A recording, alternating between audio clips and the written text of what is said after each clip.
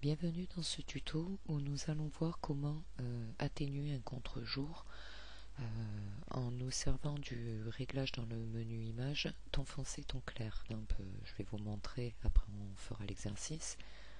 À la base, c'est une photo qui a été prise à un moment où le soleil était un petit peu en berne. C'est un petit quartier de pêcheurs. C'est assez dommage que la photo soit sombre comme ça, donc elle est d'origine. Une fois que je lui ai appliqué le réglage ton clair, ton foncé,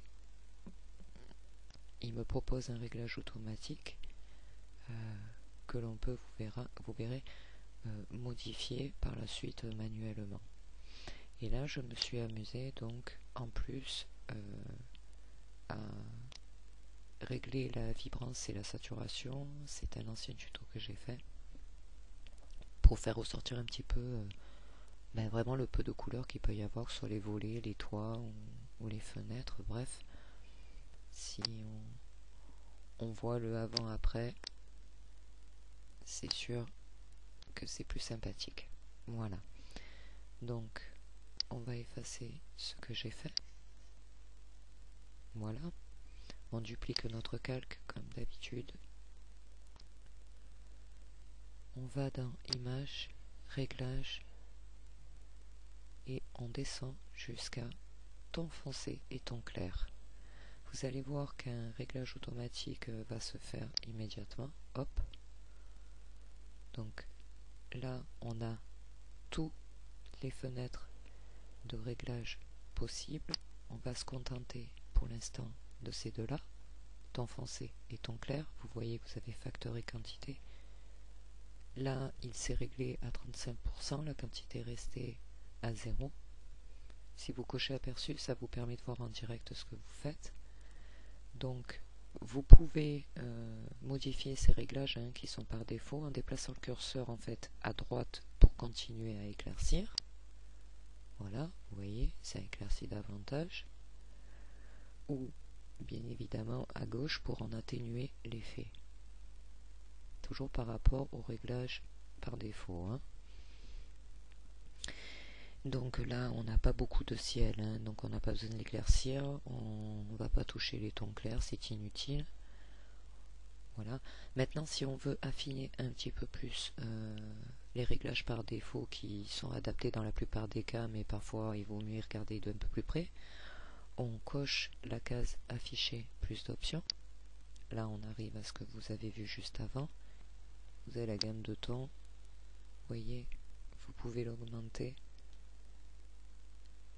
ou le baisser. Photoshop de toute façon différencie 3 zones de densité, le ton clair, le ton moyen et le ton foncé.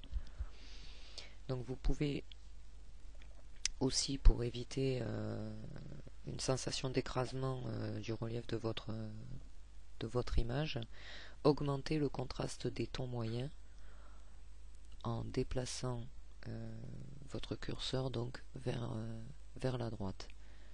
Donc, vous voyez,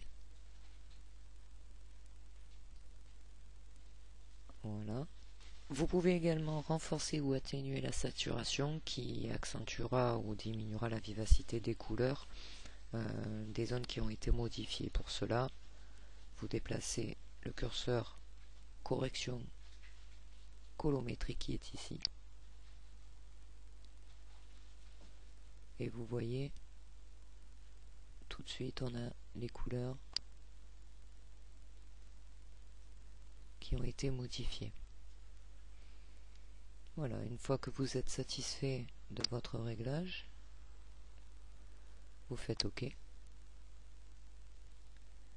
Vous recliquez sur votre arrière-plan pour faire un avant-après. Donc c'est vrai que la photo de base est assez sombre. Après, elle est plus éclairée, plus vive, et voilà, elle est déjà plus jolie.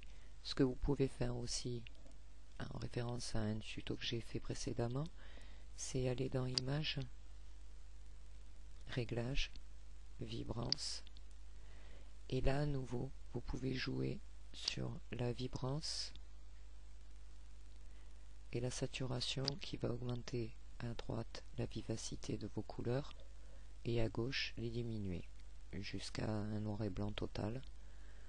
Pour info, je rappelle que si vous laissez votre saturation sur 0, voilà, et que vous baissez votre vibrance, à la différence de la saturation, vous n'enlevez pas toutes les couleurs. Vous voyez, il y a des restes ici, ici. Donc, on augmente la vibrance, on augmente un peu la saturation. Voilà, vous voyez, on voit des couleurs ressortir. On dit OK. Et là, si on fait un avant, après, c'est quand même beaucoup plus joli. Voilà, ce tuto est à présent terminé. Il me reste à vous inviter à visiter ma page YouTube Virginie Léa Foul, où vous trouverez tous mes tutos pour des niveaux débutants intermédiaires. Et à vous dire à très bientôt pour un prochain tuto.